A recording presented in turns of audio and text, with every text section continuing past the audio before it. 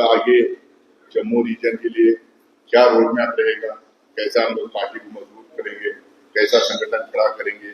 क्या issues take up करेंगे, क्या खामियां इलेक्शंस में हमारे रहे, तमाम चीजों को लेकर हम लोग कल बातचीत की। आज भी पूरे कार्यकर्ता को, पूरे हमारे वर्कर्स जो हैं, पूरे जम्मू रीजन के जितने भी आ रहे हैं, सबसे मैं अलग अलग से मिलने की कोशिश कर रहा हूँ, ताकि उनके ग्रीवेंसेस हैं, उनके सजेशंस हैं, उनका कामकाज रहा है, उनका कॉन्ट्रीब्यूशन पार्टी को रहा है, उन तमाम चीजों को मुझे समझने के लिए थोड़ा आसान हो। लेकिन आज ये प्रेस कॉन्फ्रेंस हम 3-4 इश्यूज को लेके इस प्रेस कॉन्फ्रेंस में हम लोग शामिल हुए हैं। एक तो मुझे आज यहाँ पे, कल और आज यहाँ पे, क्योंकि बहुत पहले हम लोगों ने डिसाइड कर लिया था कि जो दिन जम्मू रीजन में टाइम देंगे करके, असल में मुझे दिल्ली में रहना था, मीर साहब को भी दिल्ली में आज रहना था कल और आज, क्योंकि जिस तरीके का vendetta politics Bharatiya Janata party शुरू की, फिर से जिस तरीके से सोनिया गांधी जी पे और राहुल गांधी जी पे अटैक करने की कोशिश कर रहे हैं, जिस तरीके से वो बदनाम करने की कोशिश कर रहे हैं, जिस तरीके से हमारी पार्टी की छवि खराब करने के लिए, डिस्क्रेडिट करने के लिए, फैमिली को डिस्क्रेडिट करने के लिए जो कोशिश कर रहे हैं, उसको लेके काफी प्रोटेस्ट पे चल रहे हैं, काफी पार्टी वर्कर्स लगे हुए, बहुत आक्रोश है, गुस्सा है पार्टी वर्कर्स में, और वो तमाम चीजों को ऑर्गेनाइज करने के लिए हम लोग को सीनियर लीडरशिप वहाँ पे रहना चाहिए था। आप तमाम लोगों को पता है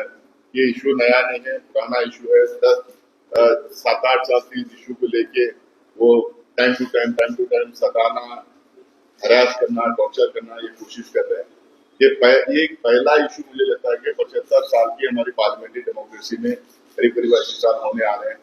ये पहली बार ऐसा हो रहा है। ये एक ऐसा इशू है जिसमें ना तो मनी लॉन्डर्ड हुआ है, ना पैसा किसी को दिया गया है, ना पैसा बैंक से निकाला गया है, ना प्रॉपर्टी किसी को दी गई है, ना प्रॉपर्टी कहीं से ट्रांसफर भी है, ना कोई मनी ट्रेल है। बिना मनी ट्रेल के पहली बार ऐसा है कि आरोप लगाया जा रहा है कि किसी ने पैसे दे दिया। ये नॉन प्रॉफिट ऑर्गेनाइजेशन है, और नॉन प्रॉफिट ऑर्गेनाइजेशन में यहाँ तक कि सैलरीज तक ये लोग नहीं ले रहे, सैलरीज नहीं ले रहे, मीटिंग में जो बैठते हैं सिटिंग फीस होती है वो सिटिंग फीस नहीं ले रहे, कहीं पैसा कहीं से कहीं ट्रांसफर होते हुए दिखाई नहीं दिया, कहीं पैसा एनकैश करते हुए दिखाई नहीं दिया, कहीं पैसा एक जगह से लेके कहीं और दूसरी जगह दिया गया है वो भी नहीं दिखाई देता। ये पहला एक अनोखा केस है, पता नहीं ये कैसा ऐसा केस बन सकता है जिसमें कोई मनी लॉन्ड्रिंग है, मनी लॉन्ड्रिंग केस हो रहा है। ये एकदम साफ है। जिस तरीके के तीखे सवाल इन लोगों को पूछे गए थे पिछले सेशन में, पिछले 2 सेशन से जिस तरह से अपोजिशन लगातार इनके ऊपर हावी हुई थी, जो इनके शॉर्टकमिंग से, इनके नाकामयाबियां हैं, जिस तरह से एक्सपोज करने की कोशिश की, वॉक बिल में भी जिस तरह से ये बैकफुट पे थे, इन तमाम चीजों को लेकर उनको लगा है कि अटेंशन, देश का अटेंशन डाइवर्ट करना चाहिए। जो मूल क्वेश्चन देश के सामने आ जाए, बेरोजगारी, गरीबी, एमएसएमई सेक्टर को जो खत्म किया जा रहा है, जो रुपया लगातार गिरते जा रहा है, डॉलर के मुकाबले में, पाउंड के मुकाबले में जो लगातार गिरते जा रहा है, जो एक्सटर्नल अफेयर्स कंप्लीटली जो मेसअप किए हैं, जो टैरिफ्स लगाए जा रहे हैं, जो लगातार सामान्य पदार्थों की जो प्राइसेस बढ़ते जा रहे हैं, पेट्रोल डीजल दाम के लगातार जो बढ़ते जा रहे हैं, इन तमाम सवालों से, चाइनीज एग्रेशन एक तरफ है, इन तमाम सवालों के लेके, इन तमाम इश्यूज के लेके जो सवाल हम लोग खड़ा कर रहे हैं, उससे अटेंशन डाइवर्ट करने के लिए इन्होंने फिर से वेंडेटा पॉलिटिक्स शुरू की है। मैं आप लोगों को आपके माध्यम से भाजपा की सरकार को बताना चाहता हूँ कि कांग्रेस जो है अंग्रेज के जमाने में अंग्रेजों को देख के कभी नहीं डरी, उनके खिलाफ खड़ी रही, उनके खिलाफ लड़ते रही। उसी तरह से कांग्रेस पार्टी आज भी, जो लोग अंग्रेजों का रोल आज अदा कर रहे हैं, जो देश को डिवाइड करने की कोशिश कर रहे हैं, समाज में जो फूट डालने की कोशिश कर रहे हैं, उनसे बिल्कुल कांग्रेस पार्टी डरेगी नहीं, और गांधी तो डरेंगे ही नहीं। राहुल गांधी जी को जितना उन्होंने तंग करने की कोशिश की, टॉर्चर करने की कोशिश की, हरास करने की कोशिश की, भारत जोड़ो यात्रा में जिस तरह से वो रोड़े डालने की कोशिश की, उसको जगह जगह में उनका मजाक उड़ाने की कोशिश की, उनके खिलाफ केसेस करने की कोशिश की, देश के कोने कोने में उनके खिलाफ केसेस, उनके स्टेटमेंट को लेकर केसेस वगैरह डालने की कोशिश की। लेकिन राहुल गांधी जी डरेंगे भी नहीं, पीछे हटेंगे भी नहीं, लड़ते रहेंगे। जो एक हमारा आइडिया ऑफ इंडिया है, जो हमारे स्वतंत्र आंदोलन के जो सेनानी थे, जो लीडर थे, जो रहनुमाए थे, जो एक विजन था उनका, जो एक ख्वाब उन्होंने देखा था, उसको रियलाइज करने के लिए कांग्रेस पार्टी बिल्कुल लड़ते रहेगी, डटे रहेगी और डरेगी नहीं। ये अब दूसरी बात जो है, आपको बताया कि कल सुप्रीम कोर्ट में हियरिंग थी। सुप्रीम कोर्ट में जो तुषार मेहता जी थे, जो सरकार की तरफ से जो खड़े हुए थे, वक्फ अमेंडमेंट वाला जो बड़ा बड़ा मामला देश में चल रहा है, जो एक झूठ के बुनियाद के बाद, ये भी पहली बार ऐसा होगा। पहले झूठ बोला गया, मिस इन्फॉर्मेशन पूरे देश भर में फैलाया गया, पूरा उनका इको सिस्टम, पूरा गोदी मीडिया उनका लग गया था कि वक्त के खिलाफ बोलो बोलो, इतना बोलो कि आम आदमी भी मानने लगे। लेकिन जब जेपीसी में, मैं भी जेपीसी का मेंबर रहा हूँ कांग्रेस की तरफ से, जेपीसी में जब हम लोगों ने इनसे सवाल करने लगे, जब इनको लॉजिक पूछने लगे, जब इनसे डेटा मांगने लगे, तो बिल्कुल इनके पास कोई जवाब नहीं था। और बुलडोज करके जेपीसी में, आज जो किरण रिजिजू जी का कल मैं इंटरव्यू देख रहा था, वो कह रहे थे 90% जेपीसी के रिकमेंडेशन को अकोमोडेट किया गया है। मैं बोलना चाहता हूँ, वहां सिर्फ जो भाजपा के जो एमपीज थे, उनके रिकमेंडेशन, उनके जो बातचीत थी, उसको शायद अकोमोडेट किए होंगे। पूरे जेपीसी के रिकमेंडेशन, पूरे जेपीसी की जो सोच थी, डेटा मांगने लगे, तो बिल्कुल इनके पास कोई जवाब नहीं था। और बुलडोज करके जेपीसी में, आज जो किरण रिजिजू जी का कल मैं इंटरव्यू देख रहा था, वो कह रहे थे 90% जेपीसी के रिकमेंडेशन को अकोमोडेट किया गया है। मैं बोलना चाहता हूँ, वहां सिर्फ जो भाजपा के जो एमपीज थे, उनके रिकमेंडेशन, उनके जो बातचीत थी, उसको शायद अकोमोडेट किए होंगे। पूरे जेपीसी के रिकमेंडेशन, पूरे जेपीसी की जो सोच थी, सजेशंस थे या अमेंडमेंट्स के खिलाफ जो उन्होंने बोला था, उसको किसी चीज को उसके ऊपर ध्यान भी नहीं दिया गया, उसको अकोमोडेट भी नहीं किया गया। अब उसके बाद में हम लोग को जब पार्लियामेंट में मौका मिला, सारे अपोजिशन पार्टीज के जो लीडर्स थे, लोकसभा में, राज्यसभा में सवाल खड़े किए, और देश के सामने आप तमाम लोगों ने देखा, मैंने भी बात किया था, हम लोगों ने बड़े बड़े सवाल खड़ा किए। उसका एक सवाल का भी जवाब उन्होंने दिया नहीं, ना ही अमित शाह जी दिए, ना ही माइनॉरिटी अफेयर्स मिनिस्टर दिए, ना ही उनकी तरफ से जितने बोलने वाले सीनियर लीडर थे, कोई भी उसका जवाब नहीं दिया। आज हम लोग जो जेपीसी में और पार्लियामेंट में जो सवाल खड़ाए गए थे, जो उठाए थे, जो हमारा वो लोग कंफ्यूजन ही जो बोल रहे थे, उसको हम लोग बोल रहे थे आप क्लैरिफाई करो। जो जवाब नहीं आ रहा था, उसी तरह के सवाल आज सुप्रीम कोर्ट उनके सामने खड़ा किए,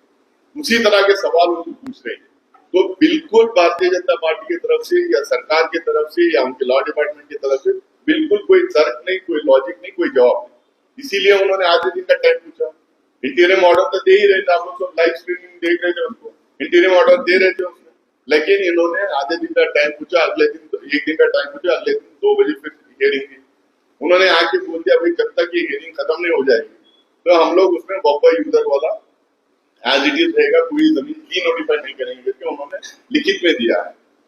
दूसरा जो है, ये बोर्ड्स और काउंसिल को हम लोग बिल्कुल रिकॉन्स्टिट्यूट नहीं करेंगे जब तक ये हियरिंग नहीं हो जाती, ये दिया है। तीसरा, उसमें बाई एंड लार्ज कोर्ट के सामने ये बोला गया है, एक हिसाब से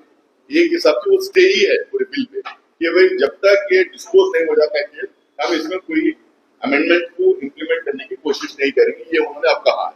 अगर उनके पास जवाब होते, अगर उनके पास आंसर होते, जितना उन्होंने गलत सलत फैलाए थे, मिस इन्फॉर्मेशन फैलाए थे, तो उसको लेकर अगर जवाब होते तो इनको लिखित में वहां पे देने की जरूरत ही नहीं पड़ती। तो आज उसपे भी ये बैकफुट पे है। हम लोग क्योंकि गुजरात में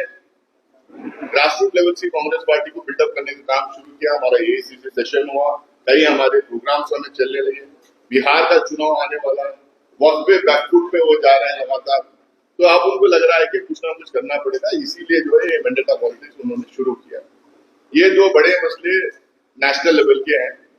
अब स्टेट पे आऊंगा तो चुनाव के टप्पे में आपके सामने था, मैंने कई आप लोगों ने कवर भी किया, इंटरव्यूज में भी हम लोगों ने बोले कि 8-9 साल है, जितने भी साल उनकी सरकार और प्लस गवर्नर रूल था, उसमें जितने धांधलियां हुई और स्टेट रूल की जो मांग है, ये दो बड़े मुद्दे हमारे सामने। एक नंबर 1, जो स्टेट रूल की उन्होंने मांग की और उन्होंने खुद बोला है कि स्टेट रूल को देंगे। हम लोगों ने ये किया कि स्टेट रूल देना चाहिए, उसके साथ में ये अलग अलग स्टेट को जो स्टेटस दिए हैं, हिमाचल प्रदेश में दिए, आसाम में दिए, मेघालय दिए, मणिपुर दिए, उस तरीके से थोड़ा क्योंकि बॉर्डर स्टेट है, इसको भी थोड़ा स्पेशल ट्रीटमेंट मिलना चाहिए। तीसरी बात हम लोगों ने कहा था कि फाइनेंशियल पैकेज भी देना चाहिए, ताकि यहाँ के नई इंडस्ट्री को लाना है,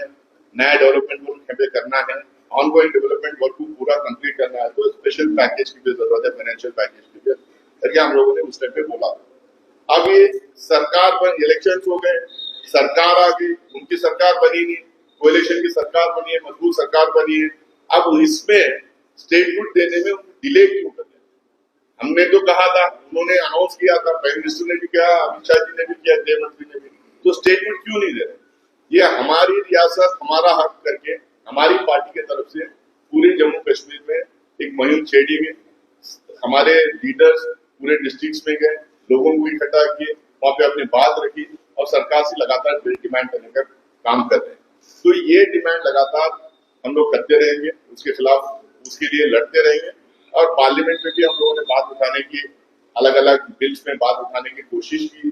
कश्मीर की जब बात आई, बजट की बात आई, उस टाइम पे भी हम लोगों ने कहा, कई स्टेट्स का जो बजट का आया था, जो कश्मीर का जिक्र हम लोगों ने किया। हमारे मीटिंग्स में हम लोगों ने रेजोल्यूशन पास किए हैं कि स्टेटहुड का डिमांड बरकरार रहेगा। हम सेंट्रल गवर्नमेंट को पूरी तरह से दबाव डालेंगे वो स्टेटहुड देने के लिए।